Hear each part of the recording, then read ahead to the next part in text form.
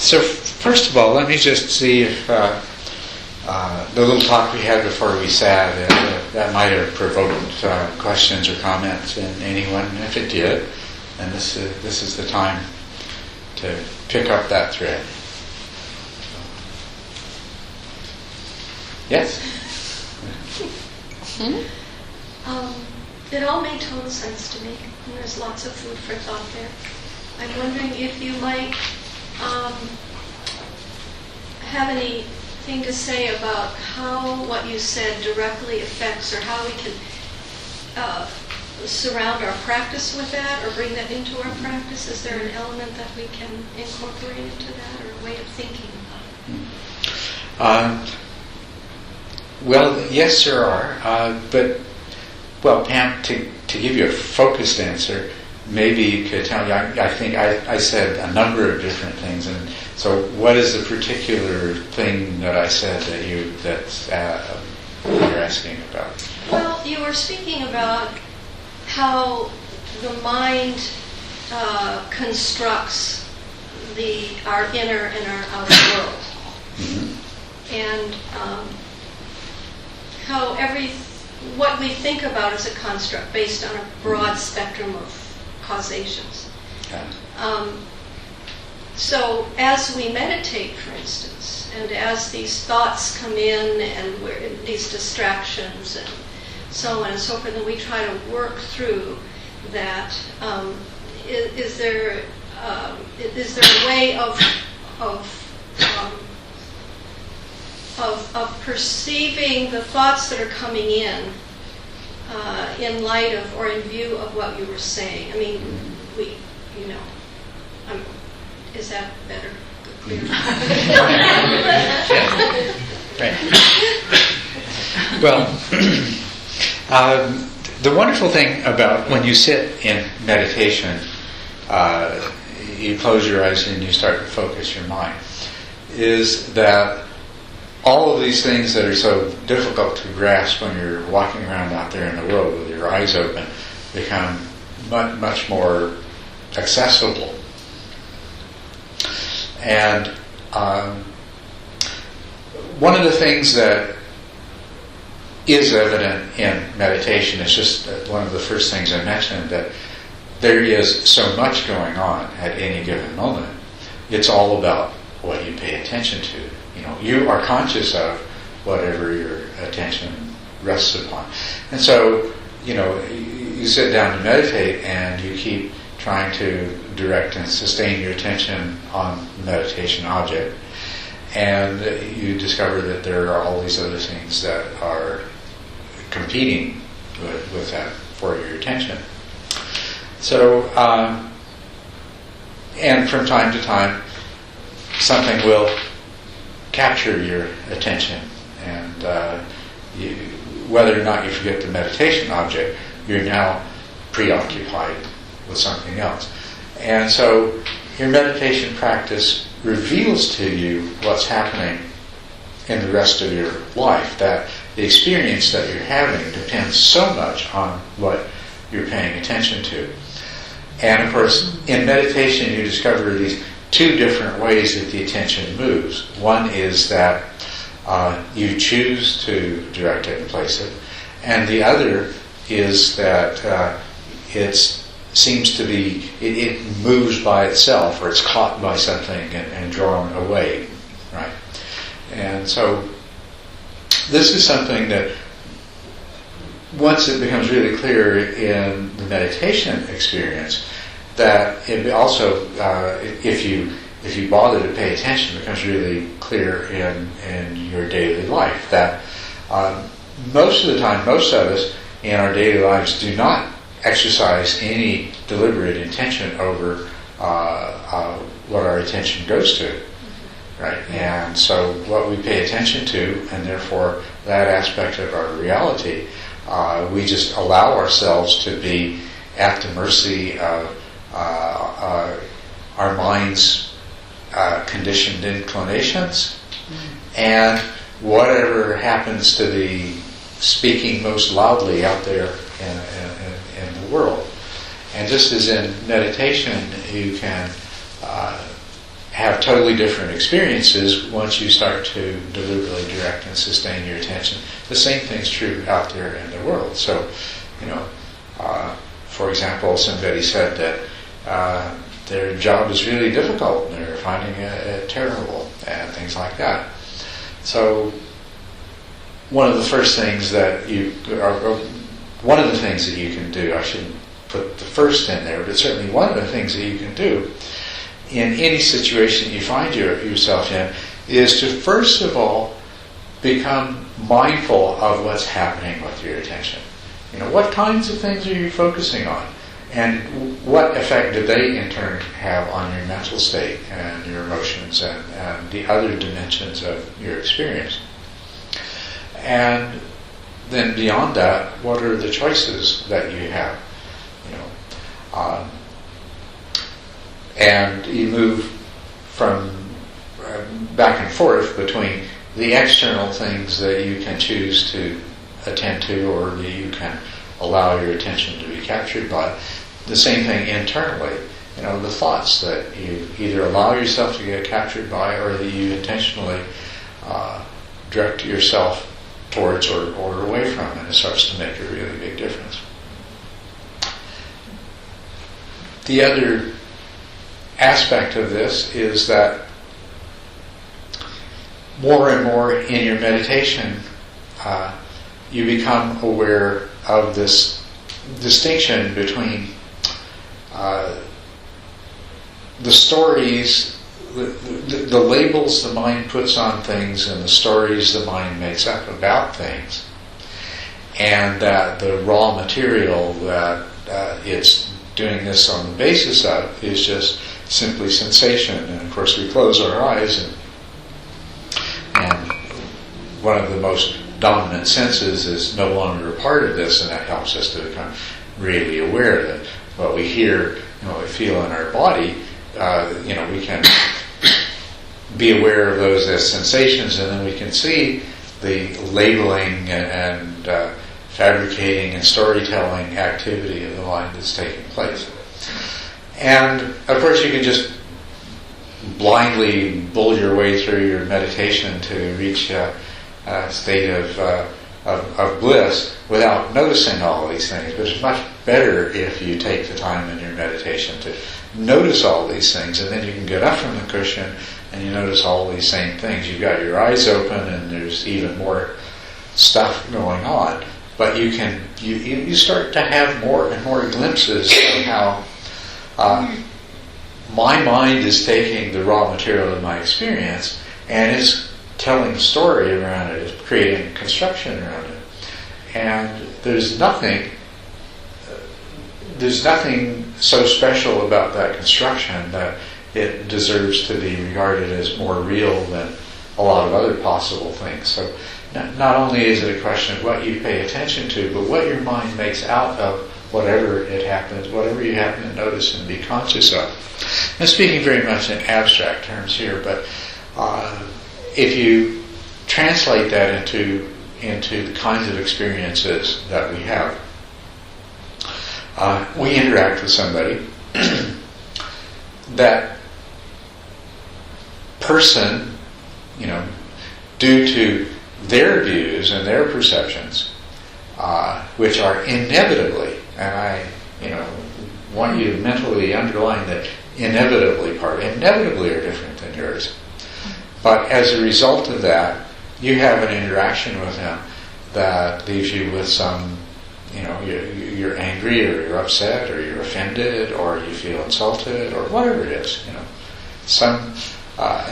it's a disturbing emotion. And you can see, just by being mindful, you can see all of the things that flow out of that event. The thoughts that you have, the mental state that's there, the way it causes you to react to other people, the way it causes you to perceive things.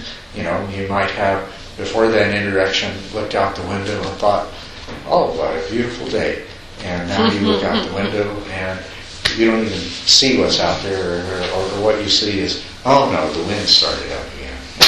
That sort of thing. It's a question of becoming aware of things. So just bringing that awareness as a part of your experience. and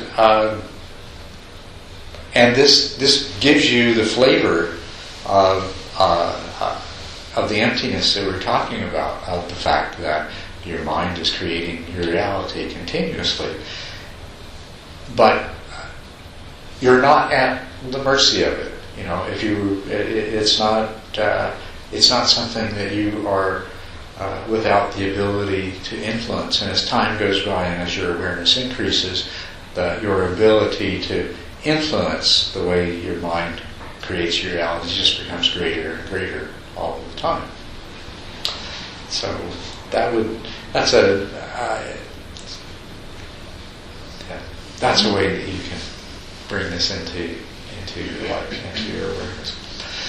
It's something. It's very important if you have taken for yourself the goal, which I hope you have, or that you're doing this to achieve awakening, to achieve an experience of the true nature of reality, and a realization that will liberate you from the ignorance and the compulsions that have ruled your life. So if you take that as the goal, then it's very important for you to practice all of the time, seeing things more as they really are and less from our accustomed pattern of mistaken presumptions. And so any situation that you're in, the more clearly that you can perceive the way that the dynamics of your mind creating it and generating your reactions and conditioning itself so it's going to produce other kinds of reactions in the future. And likewise, seeing it in other people. It's this thing of seeing these things internally and externally, and both internally and externally, in yourself and others, and both in yourself and others is very, very important, because you begin the process by seeing how this works in your own mind. But when we're looking at ourselves, we still have a lot of blinders. So as we begin to be a bit familiar with the process of what's happening in our mind, and then we start noticing it in other people, we have the advantage now that we can examine the same thing that we're looking at ourselves, but with greater objectivity, because we're now seeing the results of that internal process as they manifest in other people, and it helps us to have a deeper understanding of it. And of course it works the other way too. The more we understand ourselves, the more we understand, the more we can relate to, the more we can in a sense become one with the other person. And so the less we slip into our projections of anger and blame, of impatience, all of these other things that we so easily fall into. So, you're welcome. You had a question over here? Well, I had some reaction to what we were talking about before the meditation, and not that we need to dwell on this at all, what I'm going to ask about, but, well, first of all, the word empty, we don't have to stick with it, but I think it feels like an unfortunate word to me, because, we have a certain conception of what empty is, and it doesn't feel like we're talking about empty, but just anyway, I just think it's an unfortunate word. I suppose the Buddha used it. Yes, I know exactly what you mean, and I do know of a number of people who find it to be a really difficult word. Some of whom, without really knowing why, seem to have had a sort of negative reaction to the use of the word right from the beginning. And its appropriateness is really in terms of empty is denoting an absence of something. And what it is denoting an absence of specifically is the kind of reality that we assume that the phenomena we experience have. And it's hard, as much difficulty as the word empty may provide to some people, it's really hard to find a better alternative. I mean, we could say absence, but then that would be even worse, Well, I don't intend to dwell on that. And the main reaction I had, and again, we don't have to get into this deeply if we don't want to, but certainly a significant part of what you're talking about is truly not having strong, self-centered emotional reactions. And I mean, we all do. And it seems like part of the work is to dissipate those, not in some kind of a false way, but in a genuine way. Because I know for myself, whenever I'm having an intense reaction, that's when I mean, everything goes to the wind. It's just like, Exactly. Yeah. So I don't know. That's a big challenge. Yes, it is a big challenge, and really the wonderful thing about this teaching about the Buddha Dharma is that it's not just about this challenge, because the degree to which you can temporarily master, and this is what it is, it's temporarily. When you succeed, it's on that occasion only, and on the next occasion it may or may not succeed.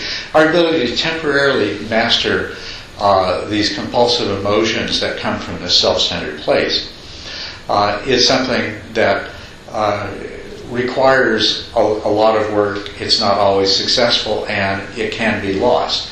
And of course, the more diligently you practice, the more focused you become, the more mindful you are, the less likely this is to happen. But the wonderful thing is that this whole path is leading us to a place where a very remarkable thing happens. A truly remarkable thing happens, that there is a change that takes place in the mind. There's a part of your mind that's function is to generate this idea of self, because we need that to function in the world. We need that to live. My joking way of referring to it is, if you didn't have a sense of self, you could never keep your laundry separate from anybody else's. But that's a kind of a trivial thing. But the fact is that we can't obliterate this important mental function, which identifies what is self in this sort of conventional relativistic sense. But the remarkable thing that happens at a crucial stage in the practice is a change takes place such that that part of the mind in the future will continue to function, but it's no longer believed in. Okay? So it is seen as a function, as a functional thing the mind does, but not as a reality. And when that happens, then overcoming the tendency to come out of this self-centered place and to be compelled by the emotions associated with that becomes a totally different thing. The Buddha described that there were 4 stages of awakening, and that 3 important changes took place in the first stage of awakening. The most important of those 3 is the loss of attachment, of belief in the reality of the personal self. The other 2 are doubt, through not so much this experience, although partly due to this experience, but most especially due to the results of this experience. The person's doubt about this dharma, about this practice, is permanently overcome. And the third thing that's overcome is a belief and attachment to rites and rituals and rules. But the most important thing, the thing that makes the real difference, is that this mental construct of self is no longer ever mistaken for something that's really real in and of itself. From then on, it is recognized for what it is. It's a mental construct. It's functional, and and then the different what happens here.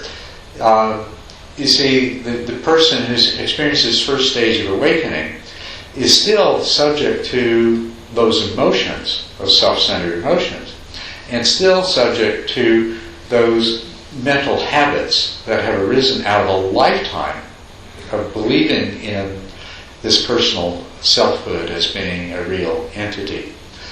But the difference is that they can then, whenever they recognize that these unwholesome emotions, desire, aversion, greed, lust, hatred, envy, any of these other things are arising, and that these are based in this false sense of self, it is incalculably easier to overcome than it was before. As a matter of fact, there's one sutra that I can't remember. I have terrible memory. I can't remember the names of it. Really, the name of it, really the detail. But the Buddha starts out saying to his bhikkhus, he says, "Is there more dirt under my fingernails than there is on the ground here?" You know, and they say, "Well, much more on the ground than under your fingernails, Venerable Sir." And he says that's the difference between the person that's achieved this first stage of awakening and has lost the conviction of the reality of this personal self, their ability to deal with these unwholesome emotions. It makes that comparison. And then what the yogi does to reach the second stage of awakening, that comes when they realize that they are constantly experiencing these different mental states, many of which are conditioned by desire and aversion, and that the only truly wholesome mental state is that which is not conditioned in that way. And this brings them to the second stage of awakening. And in the third stage of awakening, they completely overcome desire and aversion for things of the sense realm. So this shows you what you're talking about. Fortunately, we are not limited to just having to fight against these natural tendencies over and over again, endlessly. Right.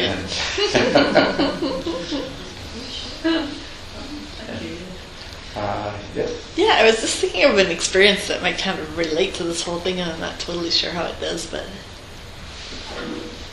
I have that PTSD stuff that happens, and it's like this it's a PTSD kind of effect that happens, and it's like this hyper arousal thing where the mind just goes, and what it does is like the senses get really, really intense, and everything gets kind of like it's like this little stressful state, and it's very unpleasant, or it can be. Yeah. And it's kind of interesting because we've been doing mindfulness practice with it, and also just other things, and it really honestly seems like the mind is just recognizing that state doesn't make any sense anymore. Mm-hmm. And it's really interesting because it's like, it's not something that I'm like deciding to do or anything. And it's not like, and it didn't feel like it was something I was deciding to do when it happened, Mm-hmm. But it really feels like it doesn't happen as much. And when it does happen, a lot of times it's like, oh, wait a minute. It's like it catches itself. Yes. And it's like, oh, don't do that. And it really is like on some level the mind has just learned this thing. And I don't know what kind of brain changes that might be, but it isn't like it wasn't like a struggle, and it isn't like, oh, I have to do this or I have to do that. It's just like this, because I can kind of help it out sometimes and be like, but it's not like it's like a Christian thing, you have to fight against your impulses, and it's nothing like that. So I was curious. Well, that's exactly right, Terry. That's the way it happens. That it becomes, there is this change that takes place. And this is the nature of the practice of mindfulness and of the insights that come from it. As they as they percolate down deeper and deeper into our psyche, they change the way our mind works, and they change the way that we react and respond to the same situations. And one of the things that I notice over and over again is that the same patterns recur at many different levels. And so what Terry's describing here is the same thing that happens in awakening, but it happens with insights and with the practice of mindfulness that is not uprooting something so fundamentally a part of our ignorance as the deluded belief in the reality of our personal self. But there are all these other things that are not quite that deep, but when we gain the insight and when it makes the transformation, it has exactly the same kind of feeling that, whether it's PTSD and the emotions associated with that, or whether it's a habitual tendency to anger, or whether it's being a fearful person by nature, or so many of these other things that we could point to. If it's being a grasping kind of person, it's difficult to manifest generosity and so forth. Any one of these things that you consistently apply mindfulness to, the mindfulness will begin to see this particular behavior and its consequences, and not analytically, but just through direct seeing and the application of mindful awareness, we'll begin to understand how this fits in with everything else, and we'll come to the conclusion that this is not something that works. And as a result, as this understanding becomes more and more profound, then you'll start to experience it happens less. You'll start to experience that when it does, you recognize what's happening so much more easily. And having arisen and your having recognized it, it's so much easier to deal with it, until eventually you come to the place that the particular thing that you've been working on has basically been, your mind is restructured, so it's no longer, it's nothing like the problem that it was. It's exactly the same process that leads to this much more fundamental uprooting that we call the first stage of awakening, because desire and aversion are obviously rooted in the belief of self, and so that's getting to a deeper root, is what it is. It's extirpating the cause. And you may kill the root, but the trunk and the branches and the leaves may still live for a while, but they're going to be much easier to deal with. But I don't know if to me it doesn't make sense to think of it in terms of killing. It makes sense more to think of it in terms of sort of just giving your mind a chance to look at it and to realize oh, wait a minute, this is what's happening. And it's sort of in a sense just, on a brain level it might look like some kind of reorganization or something. You're giving your mind a chance to try it out. Because sometimes I think that image of battle and stuff can just cause all sorts of... I agree. I agree. Reorganization. Probably the way that I prefer to see it is the replacement of ignorance with understanding, with a kind of wisdom. It's the elimination of a particular kind of ignorance. Because all of these behaviors, when you examine unwholesome behaviors with mindfulness, what becomes so terribly obvious that you can't imagine why you didn't realize this your whole life. But why didn't I realize ever what a big problem this was, how unwholesome it was, how much suffering it was causing me, how much misery for me and other people this was causing. And so it's that understanding that causes your mind to change the way it works. Yeah, reorganizes the brain. I have no doubt that one of these days somebody is going to say, well, we've done this kind of research and we can see how people have overcome anger, that they rearrange the circuits between these 2 or 3 parts of their brains, you know. It's going to turn out to be something at that level. Yeah. But that happens already. And what you just described as recognizing patterns and changing patterns, and the more you put mindfulness to it, the faster you recognize patterns before they even go on and on. It's the same in psychological treatments. And the choices you have, instead of feeling powerless, you have just one.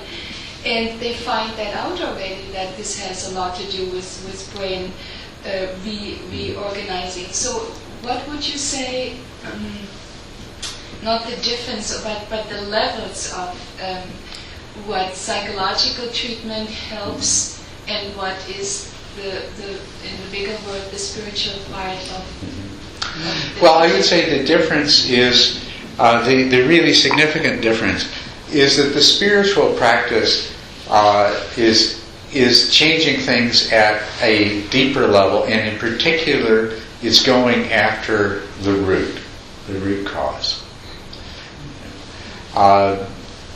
And that is, on the one hand, more effective and more efficient, because you can spend an awful lot of time working on the various manifestations, but if you can penetrate to the very root cause and deal with that, then the results are much broader, profounder, quicker, and most especially permanent.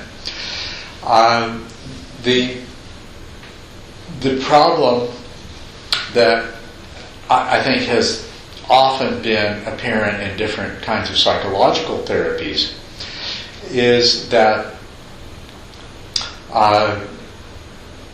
a deeply ingrained mental pattern,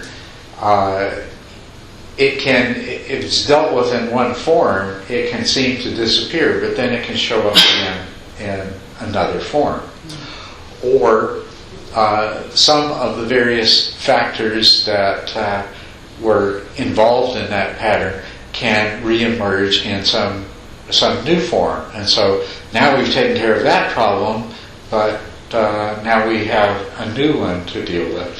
And so the real advantage and the difference, I think the goals of psychological therapy and the goals of spiritual practice are the same. But the spiritual practice, there's a profound level of wisdom and understanding in the teaching that directs us to make the changes at the deepest possible level, the most fundamental possible level. And the other thing that is important about it is the incredible power of the methodology. Unfortunately, what's happened is that we've come to a place of believing that methodology is very difficult, and achieving the power that it offers is something that very few people can do.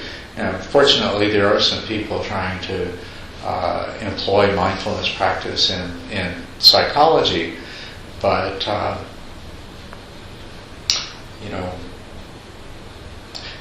the whole world, all of us, need this kind of therapy. And we need it in a way that produces results more quickly. If the future of our species depends on spiritual awakening, which I personally believe that it does, spiritual awakening that's a hit or miss affair dependent upon spending 15 years meditating in a cave is not it's not going to work. It's just not going to do it. So. Yes. I want to keep going along this line of thought. It's very nice. Earlier, we were discussing here about when we become mindful, we can see in others certain patterns, traits. And I think that maybe in certain forms of psychology, I'm thinking mostly Jungian psychology, which my understanding is very spiritual based itself. Bring in mythology as well. I think that what you're saying, maybe I'm missing this, but part of the practice, then if we become mindful and bringing in a psychologist, etc., who's also mindful, can speed up that process, be part of the reflections of ourselves that we can't see because we're in that process. So I'm curious on your take, what things can we do to bring this to the community as a whole, as we start to awaken ourselves? What part of our practice goes beyond us, the self, but to all of us, if we can awaken humanity? Well, the most important thing is, as you said, to awaken yourself. And once you have achieved that, then several things are going to happen, but one of them is that other people are going to realize that this is something that they too could benefit from. And unless you present yourself as being some kind of really, really unusual person, they're going to be able to, they're going to look at this and say, this is something that is accessible to me as well. And so by awakening ourselves, we can spread the awareness to others that this is something that is achievable and desirable, more desirable than all the other things that they spend their time pursuing. And so there's the motivation factor. Now, I think a very important thing, you said in the practice, if you bring in a psychologist and take the knowledge of the psychologist, you could see it as being a way of speeding things up. I'd put this a little differently. I'd say that if in the process of your awakening, you can understand the underlying workings of the mind that allowed you to master the various practice techniques that led to your awakening. And if you can understand the nature of the mind such that you can see how awakening unfolds and the things that are necessary and likewise the things that stand in the way, then you are in a position to help and guide other people. That's the really important part. That's the part that's missing. And right now, I think even the psychologists who are using mindfulness practice and teaching it to their patients to help them don't have this understanding of how they achieved what they achieved and the nature of the path that this mindfulness is a part of. I think that's the part that's missing at this time. And I think that is the unfortunate thing that has been lost over time. I'll read something to you here. This, by the way, the book that I showed you last week, The Life of the Buddha, I showed you a shiny new copy. This is my old copy that is my favorite. The shiny new one will never be as good. But after the Buddha had left home, I don't know how many of you know anything about the story of the Buddha, but he was a prince of a small kingdom in Magadha, and he left the princely life with its wealth and comfort to begin a spiritual search. And so I'll just read to you. Now, this is the Buddha speaking. Now I went forth from the house life into homelessness to seek what is good. seeking the supreme state of sublime peace. Therefore, I went to Alara Kalama, and I said to him, "Friend Kalama, I want to lead the holy life in this law and discipline." When this was said, Alara Kalama told me, "The Venerable One may stay here. This teaching is such that in no long time a wise man can enter upon and dwell in it, himself realizing through direct knowledge what his own teacher knows." Now, let me just reread the important part of this. This teaching is such that in no long time a wise man can enter upon and dwell in it.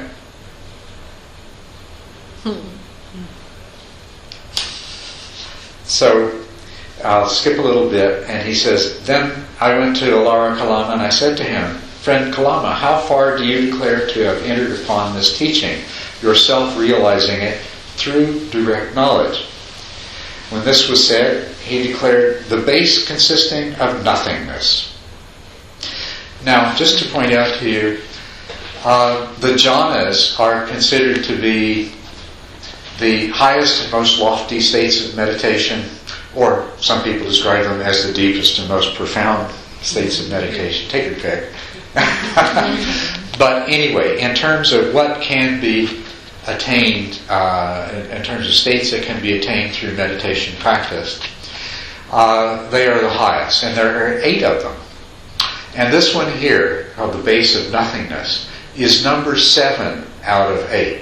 And so when he's saying to this newcomer, this prince who has just cut off his hair, put on a robe and wandered into the forest and says, "Friend Kalama, I want to know everything, teach it to me," he said to him, "This teaching is such that in no long time a wise man can enter upon and dwell in it, himself realizing through direct knowledge what his own teacher knows." The Buddha mastered that teaching in a relatively short time. We're not told exactly how long, but the total period of time from when he left home till when he achieved his supreme enlightenment was 7 years. And in that time he did a variety of other practices. So we don't know how long this is, but presumably, considering all the things that we're talking a period of a few months, most likely. So anyway, he succeeded, and he said,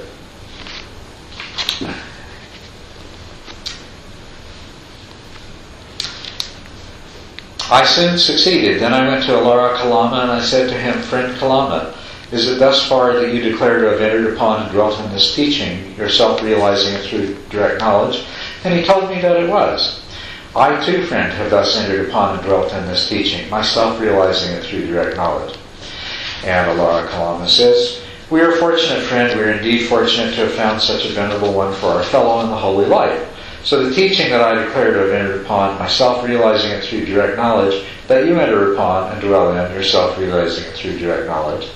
And the teaching that you enter upon and dwell in,'" and there's a lot of repetition here, I'll skip ahead. He says, "As I am, as you are, so I am. Come, friend, let us now lead this community together." And the Buddha to be thought about this, and he said, This way does not lead to dispassion, to fading, to love, lust, to cessation, to peace, to direct knowledge, to enlightenment, to nirvana, but only to the base consisting of nothingness. I was not satisfied with this. I left it to pursue my search." And so then he approached another teacher, Udaka Brahmaputra, basically said the same thing. And Udaka Brahmaputra says the same thing, that what I teach can be easily mastered in a short period of time, and that's the important part of it. And what Udaka Brahmaputra taught was no less than the 8th jhana, the highest possible meditative state that's attainable. So, and the Buddha, realizing that this wasn't the enlightenment that he sought, left Brahmaputra as well. But the important thing that I want to point out here is that in the original words of the Buddha recounting his own encounter with these teachers, he's not saying, well, I was such an absolutely remarkable, special, different than everybody else person that in spite of this being almost impossible to achieve, I did it anyway. He says, my teacher said, well, anybody can do this in a short period of time, come and do it. And sure enough, I did. So that's quite different than our common experience of meditation these days. And I feel like what's missing is that profound understanding that helps to guide a novice to the place of skill, rather than getting stuck in these various places along the way. The other thing that I want to point out to you is very, very similar to this, and that has to do with the awakening, the enlightenment. The Buddha set out teaching, and everybody he talked to, when he explained things the way they were, they got it and became enlightened. This wasn't a question of every now and then there would be somebody who was able to do this, and they were rare and few, or that the Buddha had to painstakingly guide them through years and years and years of practice before they attained it. Something was different then than is now. It was a different culture. It's a different culture. Because our culture is kind of the opposite in a whole bunch of ways. It's anti-mindfulness culture, at least in my opinion. Well, our culture is different in many ways. It's not necessarily quite as different as we might imagine. We might imagine the time of the Buddha that everybody was a skilled meditator and everybody was, dedicated themselves to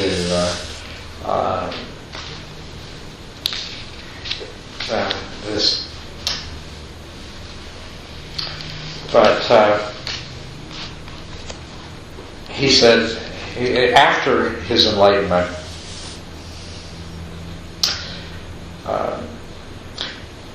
now while the Blessed One was alone in retreat, this thought arose in him. This law that I have attained, it is profound and hard to see, hard to discover. It is the most peaceful and superior goal of all, not attainable by mere thinking. Rationalization. Subtle for the wise to experience. But this generation relies on attachment, relishes attachment, delights in attachment. Mm-hmm. It is hard for such a generation to see this truth. That is to say, specific conditionality, dependent arising. And it is hard to see this truth, that is to say, stilling of all formations, relinquishing of the essentials of existence, exhaustion of craving, fading of lust, cessation, nirvana. And if I taught the law, others would not understand me, and that would be wearying and troublesome for me. Thereupon there came to him spontaneously these stanzas never heard before. Enough of teaching the law that even I found hard to reach, for it will never be perceived by those who live in lust and hate. Men died in lust, and whom a cloud of darkness laps, will never see what goes against the stream is subtle, deep, and hard to see, abstruse. Well, fortunately, he changed his mind. He changed his mind, and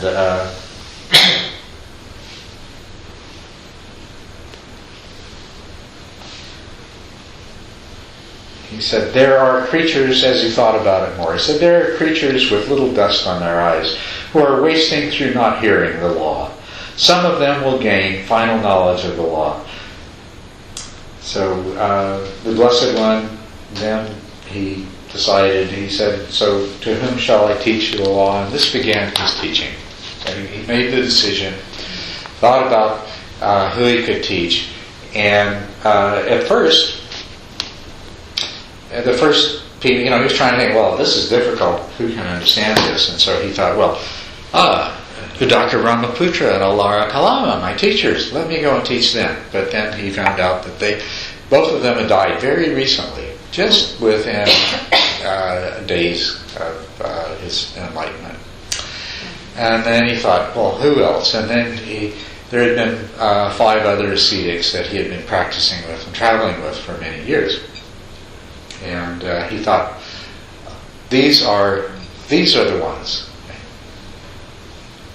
And so he went and he taught them, and sure enough, they all became enlightened not too long period of time.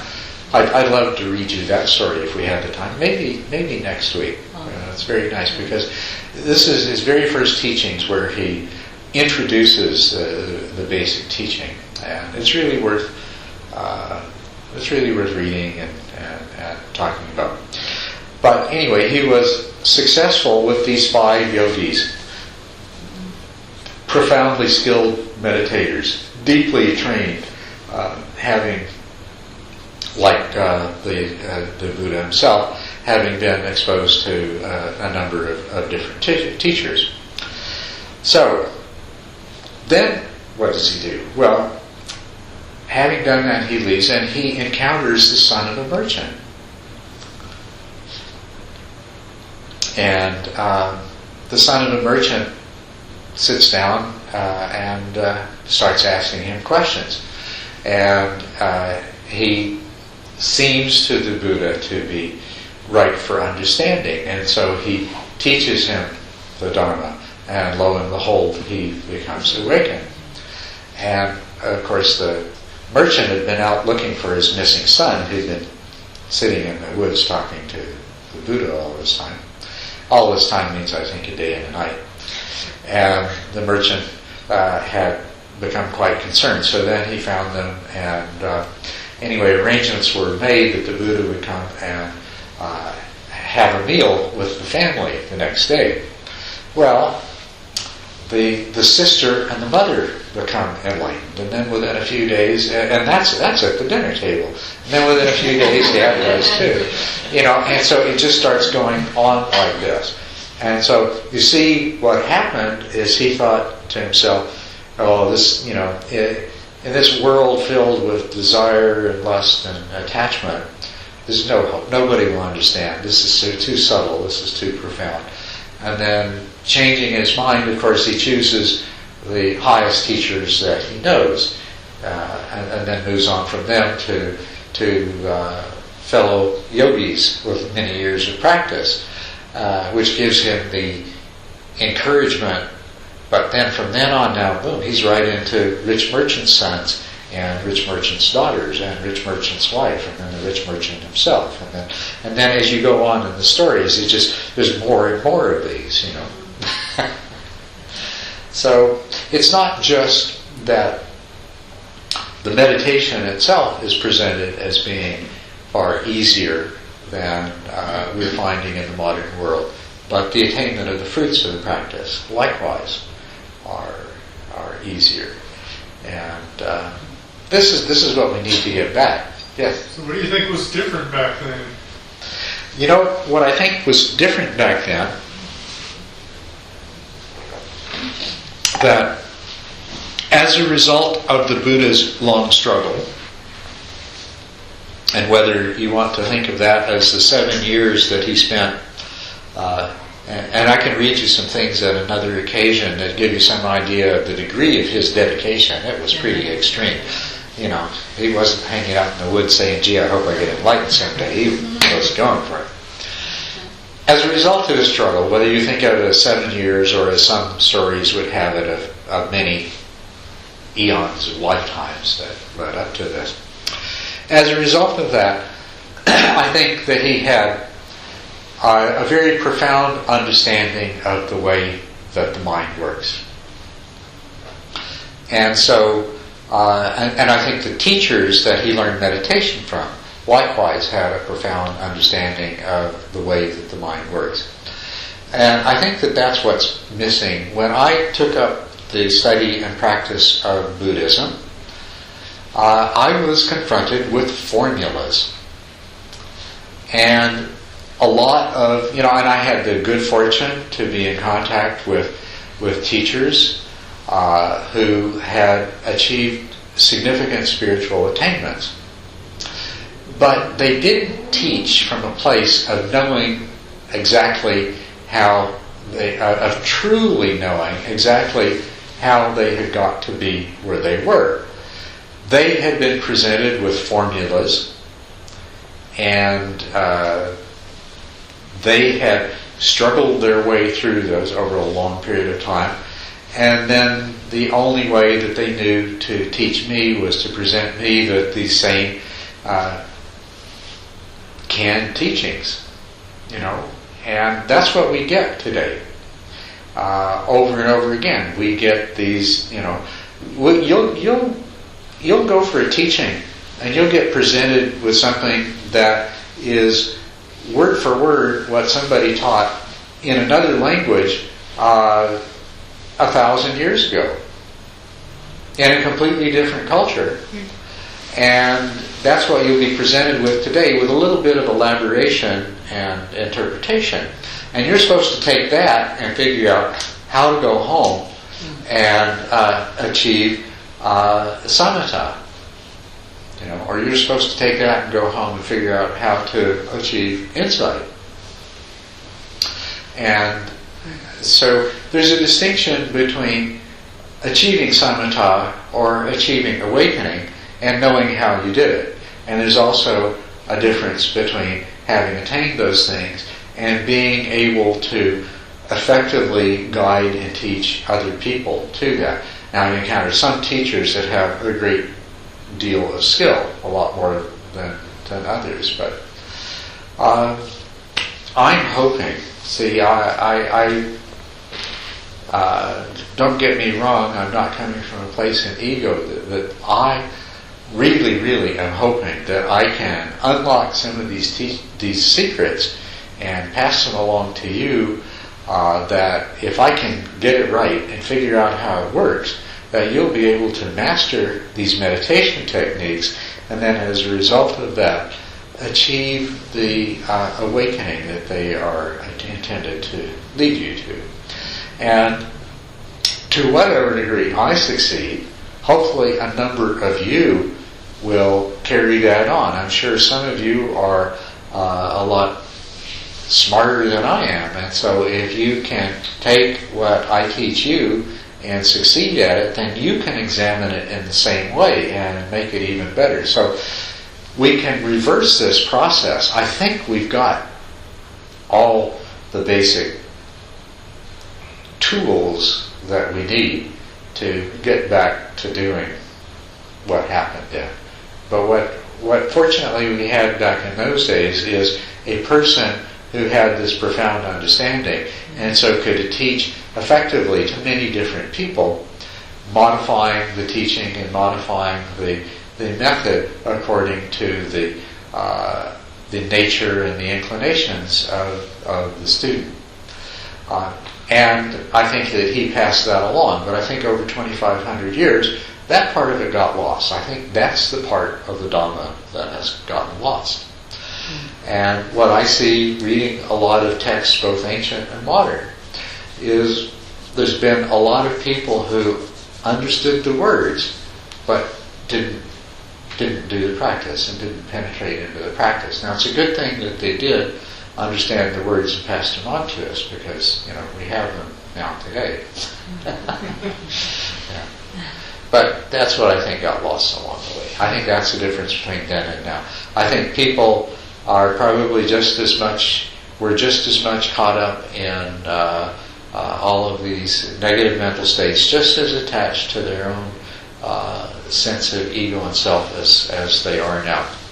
As a matter of fact, let me just tell you something about the spiritual milieu that the Buddha moved into when he left home. Out of the Brahmanical tradition, which was based on ritual sacrifice, which was intended to ensure the continuity of the universe as it was, and the rain for the crops and everything else, there arose people of a more profound perspective, and they tended to reject the world of magic, ritual, sacrifice, incantations, and so forth. And they tended to be the ones that went off to the forest and practiced and studied together. for the purpose of trying to achieve a deeper understanding.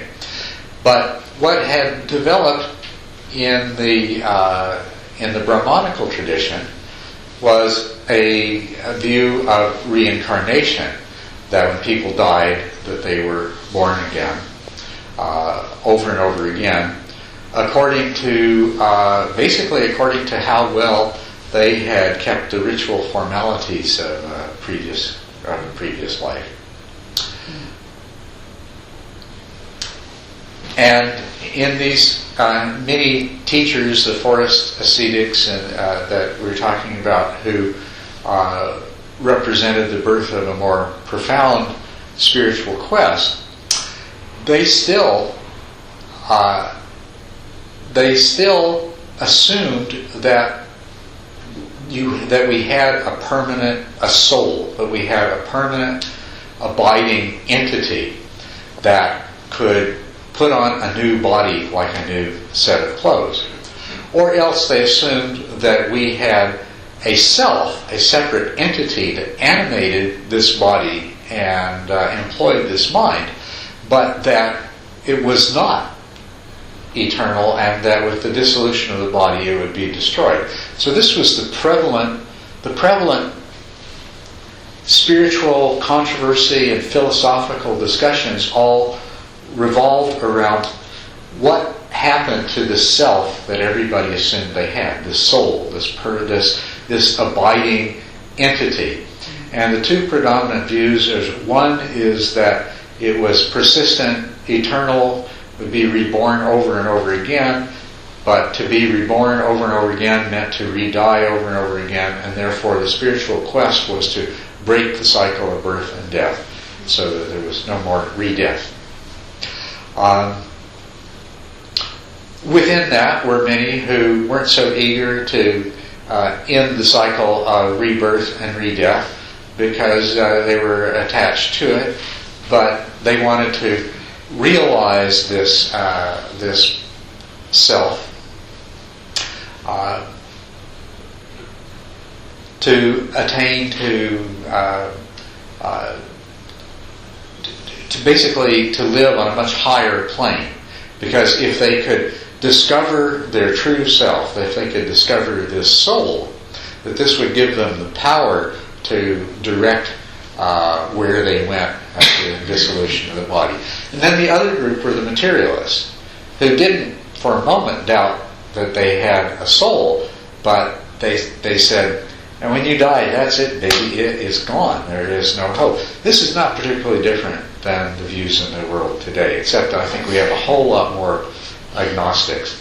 But there are those who either believe we have a soul, it's a permanent, eternal soul of some form, and who are concerned with its well-being and what's going to happen to it. And then we have the materialists who deny that, but they still have this attachment to themselves as a self, and as a result, the materialist philosophy leads to the view, well, might as well eat, drink, and be merry. This is all there is. Better make the best of it. Kind of leads to that point of view. So, philosophically, what the Buddha introduced was this shattering idea that you guys are wrong.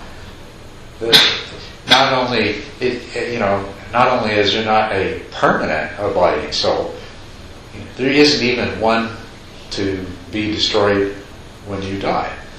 That this is difficult.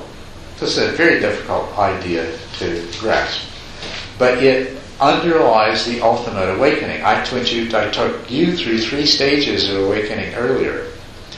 Overcoming the personality view that I am this body, mind, set of characteristics, so on and so forth, which we all automatically have.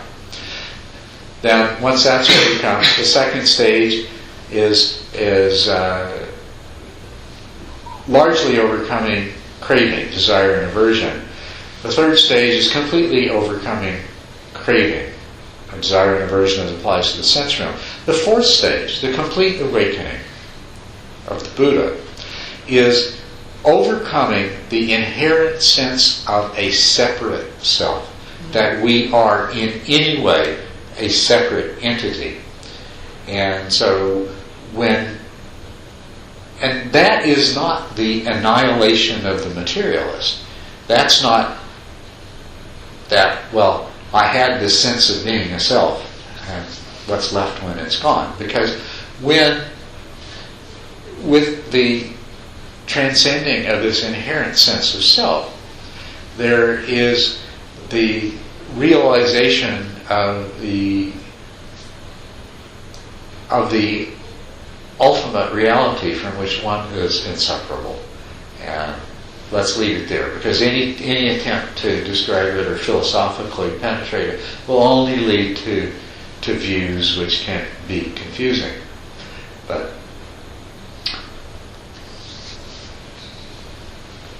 so this is about something that the reason the Buddha thought, hey, people aren't going to go for this, I'm not going to be able to teach this, is because, I'm going to help you get over yourself.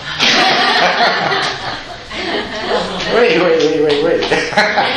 I spent my whole life taking care of myself.